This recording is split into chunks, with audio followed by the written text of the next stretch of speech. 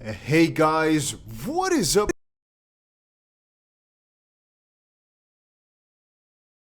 There's a lot of stuff we have to cover today, but one of the most important parts is surely this right here.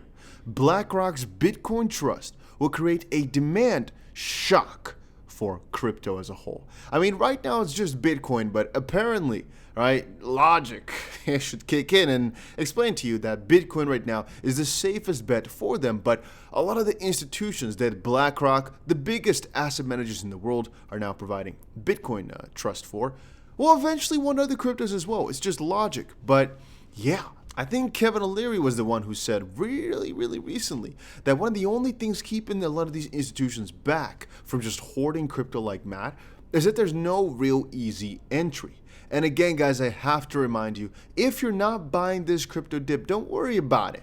Might be your last chance though, right? I have stacked up crypto like a madman. I honestly think that was the best thing to do. Ethereum, I think, has almost doubled over the last couple of weeks here. It's right now $1,900 plus. Bitcoin sitting at roughly 24,000. Can it all be a fake? Can it all be a charade where the prices are going to dump soon? Of course. Ethereum is pumping right now pretty crazily.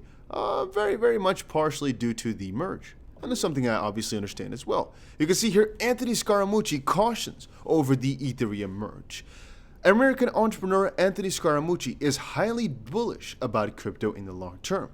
In his latest, Chief Executive Officer of Skybridge Capital spoke about his company's crypto portfolio, and with the Ethereum merge coming out next month, Scaramucci warned against retail investors selling their assets for small profits.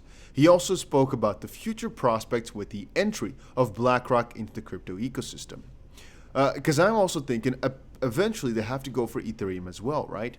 Now, on Thursday, BlackRock announced the launch of a Bitcoin spot private trust, basically a sort of ETF, to provide clients with access to digital assets. The launch is a result of huge interest in crypto from institutional clients, BlackRock explained. And we know he's been pretty bullish on Bitcoin and a couple of other pieces here. He says, we have a very large position in a smaller coin called Algorand, for example, as well. But regarding the Ethereum merge, he said, there are a lot of retail investors who are currently buying ETH and could sell the asset after the merge happens. This is an indication of people selling ETH after registering profits from the merge news.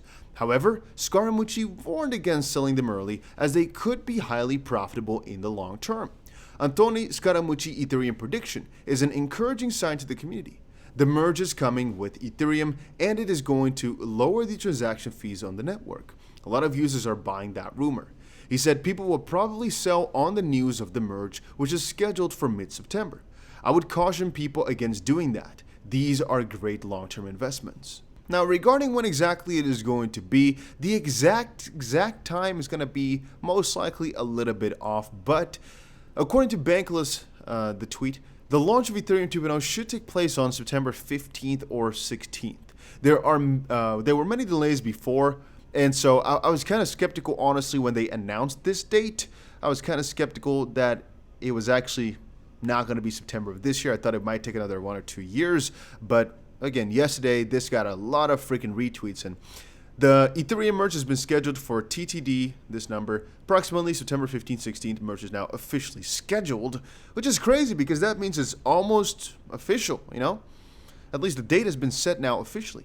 And obviously, ever since the Ethereum merge was announced, it's been in an upwards trajectory, just upwards and upwards and upwards. It's crazy to think that in a month, it's almost doubled in price already. As about, you can see here July, let's say 13th or so, or 12th or 13th, it was still at $1,000. Right now, it is trading almost at $2,000 again. Also, it's actually pretty crazy how many people support this. Ethereum 2.0 deposit contracts approaches almost 13.3 million ETH.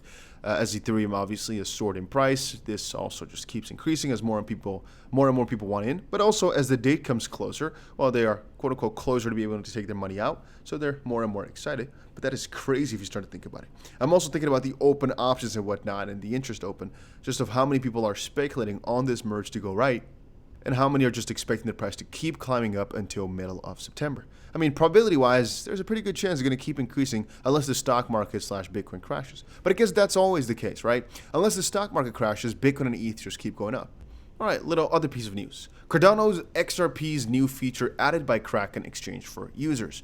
Didn't fully understand the importance of this, to be honest, but Kraken Exchange setting the standard with their proof of reserves audit, a procedure that cryptographically verifies crypto holdings and account balances, expanded to include XRP, USDT, USDC, ADA, and DOT. So the thing whenever I see this type of stuff is that even though they have the funds, for example, right, as I'm assuming this just shows that the exchange has the funds and is not lending them out or anything like that, is that they can still mess up in any way, shape, or form they want to. If you guys get my drift, like, you can be so well off and have all the money correctly down, for example, but one of these guys makes one mistake, for example, and sends one of the wrong transactions, even though there's multi-signature, obviously, and boom, the money is gone. It's not as if the fact that they have tokens right now says anything about them having the tokens in the future. I guess it helps for accountability eventually, saying, okay, you had this money at that time, so where exactly did it go wrong? What exactly did you do to lose all this money? And I guess it helps to add some sort of security layer for example, insurance companies or so. It's a little bit better, but is it the key to everything? No, but I guess it indeed is like a standard that should be practiced everywhere. I'm not sure why it isn't already. Also stating here Ripple's connection, because they, of course, are partnered with QNB and they launched the first direct remittance from Qatar to the Philippines. I'm not so sure why exactly they're quoting that right now, as this is not news from today or so. Maybe it's just to showcase why XRP is important for the title of the article. Maybe that's why. But again, it's just a good thing that Kraken, I guess, is holding all the money that they should be holding on to. Good. I cannot say anything else about it. It's just good. Other piece of news that I think you guys might find exciting and interesting. Binance recovers around $450,000 from stolen $500 to $70,000 Curve Finance exploit. 83% of the stolen Curve money was frozen and recovered by Binance Exchange, confirmed on Friday. CZ stated that $450,000 was frozen as the hackers transmitted the funds through the exchange. What dumbasses. Meanwhile, the platform is also reportedly working to return the funds to victims, which is not that easy, but okay. The majority of the stolen Curve money was frozen and recovered by Binance, founder CZ confirmed in a tweet on August 12th. Curve Finance had their DNS hijacked in the past hour, a little bit ago. Hacker put a malicious contract on the homepage. When a victim approved the contract, it would drain the wallet. Damage is around $570,000 so far, and they are monitoring.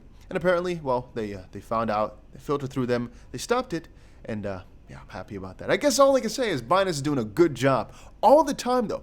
A lot of people are mocking Binance for this or that, but honestly, even though the CoinMarketCap purchase was a strange one, as I think CoinMarketCap is kind of stupid in a lot of ways, same thing goes for Cointelegraph. A lot of bigger companies just have stupid parts, and maybe are just biased towards ideas that I don't really share. But I guess that comes with the territory.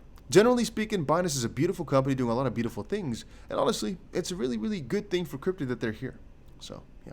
But that was it for today's crypto video. Hopefully you guys all enjoyed it. If you did, make sure you press the like button and subscribe. And don't forget, guys, join my Telegram and join my $10,000 giveaway. A link for that is down below.